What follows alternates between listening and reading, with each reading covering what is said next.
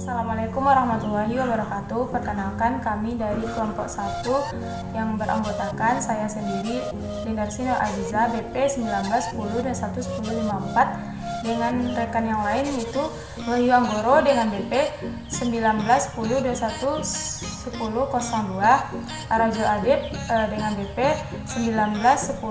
1910-21-1013, dan Fala Adifki Mashel dengan BP 1910-21-3038. Kami merupakan perhatikan dasar-dasar fisiologi tumbuhan kelas Agro B, program studi agroteknologi Fakultas Pertanian Universitas Andalas.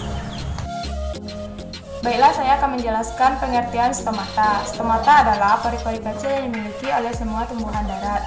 Stomata adalah lubang atau celah kecil yang terdapat pada epidermis organ tumbuhan yang berwarna hijau yang dibatasi oleh sel-sel khusus yang disebut sel penutup.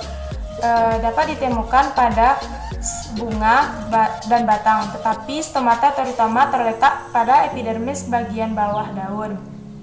Selanjutnya yaitu fungsi utama stomata adalah pertukaran gas seperti karbon dioksida, uap air, dan oksigen. Banyak atau sedikitnya stomata mempengaruhi kerapatan atau densitas stomata pada daun. Jika stomata lebih banyak, maka kerapatannya lebih tinggi. Baiklah, saya akan menjelaskan materi mengenai faktor-faktor yang membedakan densitas stomata pada tumbuhan. Itu ada presentasi 2, di mana yang mempengaruhi pH pada sel penutup, yang mengakibatkan mempengaruhi kerja enzim fosforilase dalam mengubah amino menjadi gula atau sebaliknya. Kemudian itu ada cahaya. Bila ada cahaya, maka terjadi proses fotosintesis sehingga kadar CO2 dalam daun tumbuhan itu akan menutup. Kemudian yang ketiga itu ada kekurangan air. Bila tumbuhan kekurangan air, maka potensial air dalam tumbuhan akan menurun dan mengakibatkan munculnya stomata. Kemudian yang keempat itu ada suhu. Naiknya suhu mengakibatkan meningkatnya laju respirasi sehingga kadar CO2 meningkat sementara pH yang menurun dan mengakibatkan stomata menutup. Kemudian yang kelima itu ada angin. Angin merupakan penyebab membuka dan menutupnya stomata secara tidak langsung. Kemudian selanjutnya tipe-tipe stomata berdasarkan letak sel tetangganya. Yang pertama itu ada perigen, di mana sel tetangga berasal dari sel protoderm yang dekat dengan sel stomata. Yang kedua itu ada mesogen, di mana sel tetangga dan sel penutup itu berasal dari asal yang sama. Yang ketiga itu ada mesoperigen, di mana sel-sel yang mengelilingi stomata itu berasal dari tempat yang berbeda-beda. Selanjutnya, tipe stomata berdasarkan letak penebalan dan sel penutup. Yang pertama itu ada Amylaceae, di mana sel penutup berbentuk ginjal dan dinding punggung dan dinding perut itu lebih tipis dibandingkan dinding luar dan dinding dalam. Yang kedua itu ada Graminae, di mana sel penutup berbentuk seperti halter dan arah penebalannya sejajar dengan dinding sel. Yang ketiga itu ada Mnium, di mana sel penutup berbentuk ginjal, di mana dinding perut dan dinding punggung lebih tebal dibanding dinding luar dan dinding dalam. Kemudian yang keempat itu ada Haleborus, di mana sel penutup berbentuk ginjal dan sel bagian dalam dan luar itu memiliki bagian yang tebal. Baiklah, di sini saya akan menjelaskan tipe-tipe stomata berdasarkan penyebarannya pada tanaman, yaitu ada 5. Yang pertama tipe apel, di mana keberadaan stomata ini tersebar pada sisi bawah daun saja. Yang kedua yaitu tipe kentang, di mana stomata didapatkan tersebar lebih banyak pada sisi bawah dan sedikit pada sisi atas. Yang ketiga tipe oat, yaitu stomata tersebar sama banyak baik sisi atas maupun sisi bawah. Yang keempat tipe lili hutan, yaitu stomata hanya terdapat pada epidermis atas saja. Yang kelima yaitu tipe Potamogeton, yaitu stomata daun sekali tidak ada atau kalau ada vestigial. Selanjutnya itu bagian pada stomata ada 4. Yang pertama sel penutup, merupakan sel-sel epidermis yang telah mengalami perubahan baik bentuk maupun fungsinya, dan disinilah terletaknya kloroplas. Yang kedua sel tetangga, yaitu sel-sel yang berdampingan dan berada di sekitar sel penutup. Yang ketiga yaitu celah, yaitu berupa lubang kecil yang berada di antara sel-sel penjaga. Yang terakhir yaitu ruang udara dalam, yaitu suatu ruang yang berfungsi ganda dalam, baik dalam proses fotosintesis, respirasi, dan transpirasi.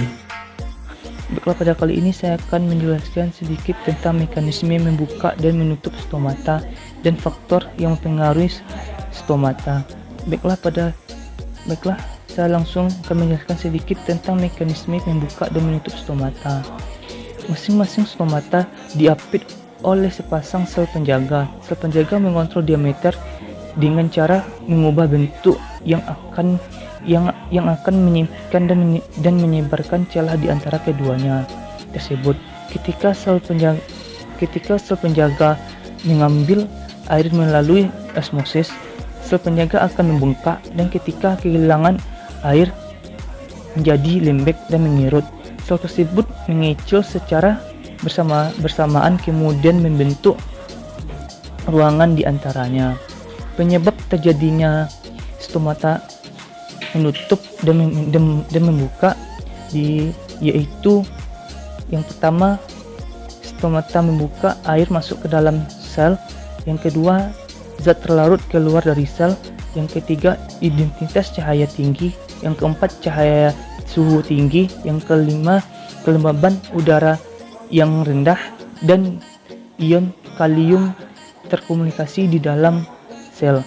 Sedangkan stomata yang menutup, airnya keluar dari sel, zat terlarut masuk ke dalam sel, intensitas cahaya rendah, suhu rendah, kelembaban udaranya tinggi, dan ion kalium keluar dari sel. Selanjutnya saya akan menjelaskan tentang faktor-faktor yang mempengaruhi stomata. Yang pertama yaitu faktor eksternal, yang kedua adalah faktor internal. Faktor eksternal yaitu faktor di luar seperti cahaya matahari, yaitu merangsang sel penjaga menyerap ion dan air sehingga stomata membuka pada pagi hari. Yang kedua, konsentrasi CO2, yaitu konsentrasi yang rendah di dalam daun juga dapat menyebabkan stomata membuka. Yang ketiga, asam asesat, yaitu zat pengatur di dalam daun yang menyebabkan membran menjadi bocor sehingga terjadinya kehilangan ion kalium positif dari sel penjaga dan menyebabkan sel penjaga mengerut sehingga menutup. Selanjutnya faktor internal, yaitu faktor di dalam seperti jam biologis, yaitu memicu serapan ion pada pagi hari sehingga stomata membuka, sedangkan pada malam hari terjadinya pembebasan ion yang menyebabkan stomata menutup. Baiklah, sekian dari penjelasan kelompok kami. Salah dan janggal kami mohon maaf. Kami sudahi dengan Assalamualaikum warahmatullahi wabarakatuh.